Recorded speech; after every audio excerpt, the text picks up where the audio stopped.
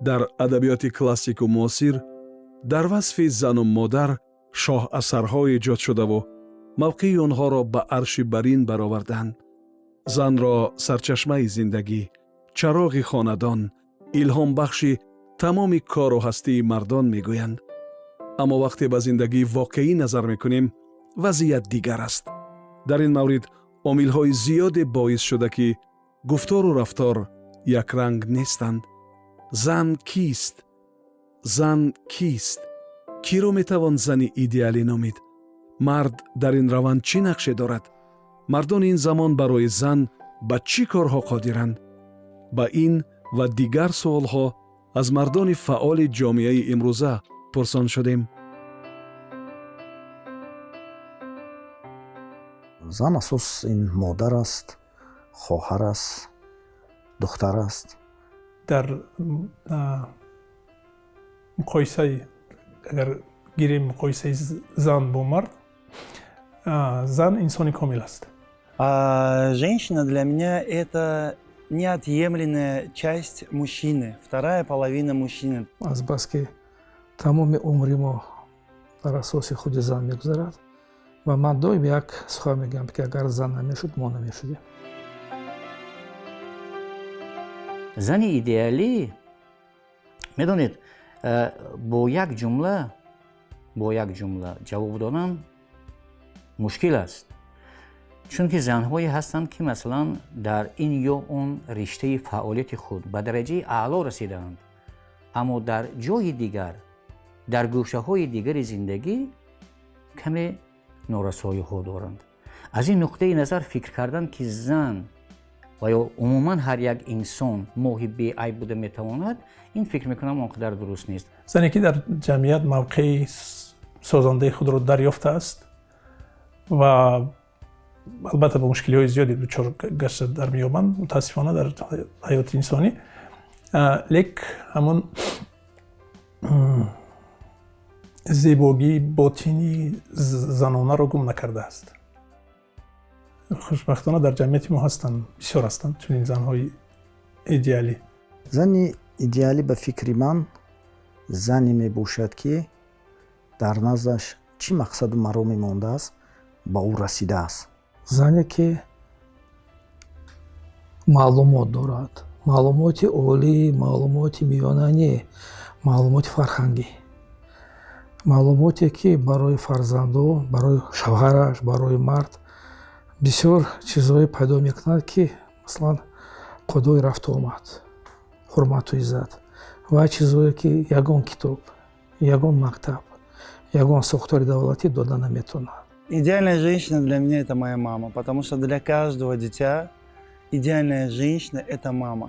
Потому что все то, что человек, вот что женский пол, что мужской пол хочет от женщины, это может дать только мама.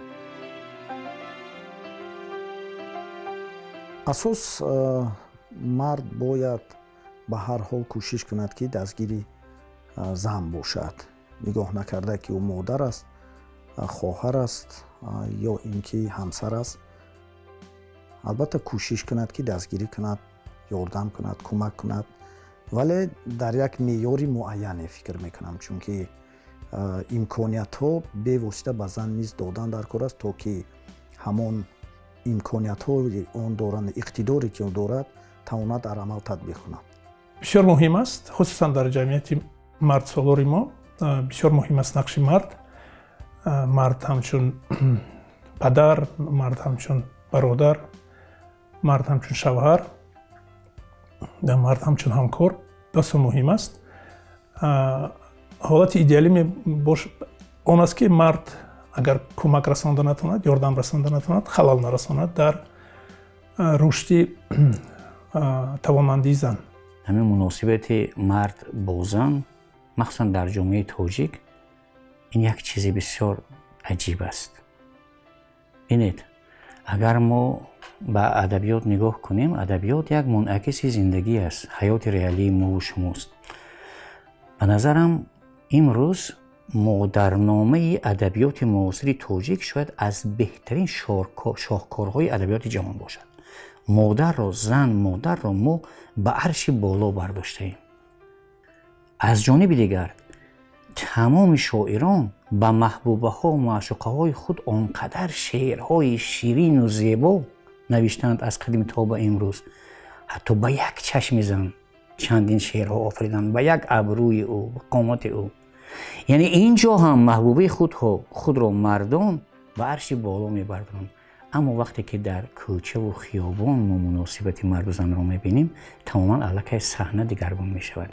яъне мавқеи зан дар ҷомеаи тоҷик ҳамчун модар як чиз аст, ҳамчун зан маҳбуба як чизи дигар аст ва ҳамчун як шахси ҷомеа иҷтимоӣ тамоман чизи дигар аст ва ин ҷо дигар мушкилот хеле зиёд аст. аввало марди идеалӣ ин ман худам, чунки ҳамсарам ин хел мегӯяд. муҳимтарин чиз барои пешбурди зиндагии хонаводагӣ барои ҳар як мард ин дарки дунёи зан аст. узр пурсида тавонад. қадами аввал дар муносибат фарз кардем бо зан, боз ҳам чӣ хоҳар, чӣ модар, чӣ ҳамкор, чӣ зан, қадами аввал дар ҳамин ягон ҳолати ногувор узр пурсидан аз ҷониби мард. марди идеалӣ албатта марде аст ки бояд зани худро фаҳмад ва кӯшиш ба харҷ диҳад, албатта ки онро дар ҳама мақсадҳо я саршавиҳое ки ниятҳое ки дорад албатта дастгирӣ кунад, кӯмак расонад. ба андешаи ман на зани идеалӣ вуҷуд дошта метавонад, на марди идеалӣ. идеал ин фақат шояд худованд бошад. аммо мо бояд дар зиндагӣ чӣ мард чӣ зан ҳаракат кунем ки ба ҳамин зинаи баландтарини инсоният, одамият бирасем. марди идеалӣ шудан ин аз зан вобаста. агар зан хоҳад, мард идеалӣ мешавад, агар нахоҳад, вай намешавад. муҳим ин аст ки интихоб дошта бошад.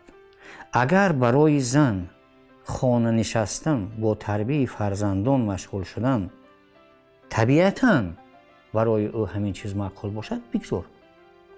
агар зан аз қобилиятҳои фаровони дигар, фаъолияти иҷтимоӣ, кор дар ин ё он риштаи зиндагӣ бархурдор бошад, мо бояд имконият диҳем ки бигзор худро нишон диҳад.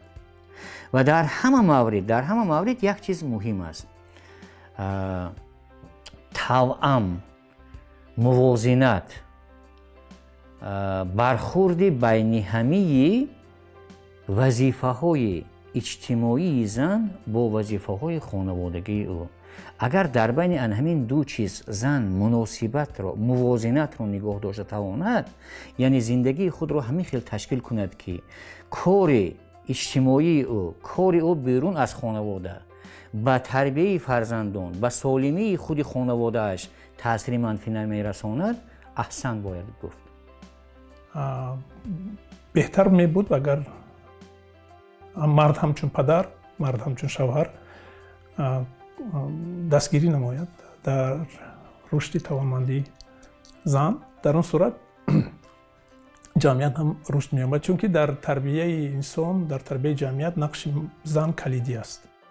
нақши зан дар ҷомеа нақши хеле муҳим дорад, чунки пӯшида нест ки худи ҷомеа аз оила вобаста аст, аз оила иборат аст ва асоси оиларо ва тарбияи фарзандро дар оила ин фикр мекунам бар дӯши зан меафтад ва то кадом андозае ки зан маълумоту донишу иқтидори зиёд дошта бошад, фикр мекунам ҳамонро метавонад ба фарзанди худ диҳад ва беҳбудии ҷомеа аз ин хеле вобастаи калон дорад. Слабый пол, я считаю, того, который ничем не занят. Даже слабый пол бывает мужчина, который он просто валяется дома, он ждет у моря погоды, когда что-то он не пытается что-то сделать. Вот это, я считаю, слабый пол. хай аввало ин ҷинси латифи мардако ҳастанд. ин аввало. чунки аз рӯи умори байналмилалӣ умри марду аз умри зан кӯтоҳтар аст. албатта ҳар як дақиқа мардак бақувваттар ҳастанд, лекин дар муҳлати дароз зан бақувваттар. ҷинси латиф албатта ман фикр мекунам ки дар ҳар давр ҳар хел фаҳмида мешуд. агар дар даври кӯдакию ҷавонии моро ба назар гирем, дар он вақт албатта ин объект камакак нодурустам боша, объекти буд ки онро бояд ҳимоя кард, муҳофизат кард ва доимо кӯшиш кардан ки он касро дастгирӣ намуд.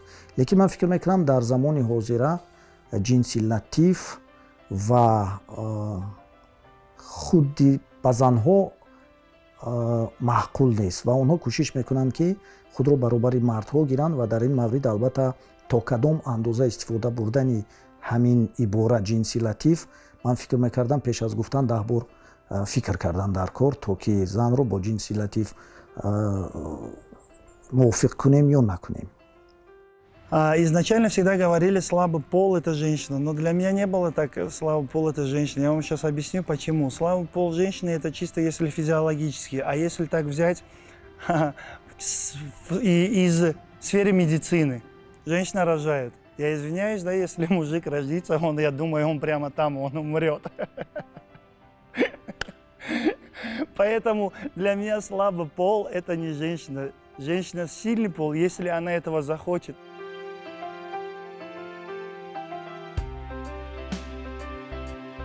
шеъри устод лоиқ аст. Як сатраш мегӯяд ки баҳри ту ҳар чӣ ки аз даст биёяд бикунам. ба фикрам ҳамин аст ҷавоби ман ки ба баҳри зан ҳар чӣ ки аз даст биёяд бикунам ба хотири осудагӣ, ба хотири хушбахтӣ, шояд ба хотири озор надодан. Шояд аз ҳама муҳимаш озор надодан. муҳим он аст ки бо кадом шахсе, бо як зане ки рӯбарӣ мешавем, бо як духтаре ки рӯбарӣ мешавем, дар куҷое набошад, то ба зинаи ӯ тавонем поин фароем. аз ғурури бемаънӣ дур шавем ки ман ин қадар марди солор ҳастам, ман ин қадар корҳоро дидам, таҷрибаи хуби зиндагӣ дорам, ман беҳтар медонам. Не, бояд худро дар ҳамон зинаи ӯ тасаввур кунем. дар ҳамин маврид вобаста ба ҳамин дунёи ӯро дарк кунем ва агар аз дастамон ояд, маслиҳатҳои хуб, кӯмакҳои хубро дариқ надорем. ба ҳама чиз ва аз рӯи имкониятҳое ки албатта дорам, ман кӯшиш мекунам ки баҳри зан, модар, духтар, албатта дариқ надорам, вале барои духтарам боз зиёдтар фикр мекунам. Ради женщины, если честно, я готов жизнь свою отдать. ту ғамгин мешавӣ ҷоно, ту ғамгин мешавӣ ҷоно, ки айёми ҷавоният гузашту рафт, ба даврон давроният гузашту рафт. саҳаргоҳон бар оина назар дӯзӣ, даруни сина месӯзӣ. замона бо ту мебозад, валекин бо замона ту намебозӣ, намесозӣ. назар созӣ ба мӯҳои сапеди худ, ки то ҷӯyӣ нишоне аз умеди худ. ба худ печӣ зи худ пурсӣ, куҷоyӣ эй ҷавониям, тулӯи офтоби зиндагониям.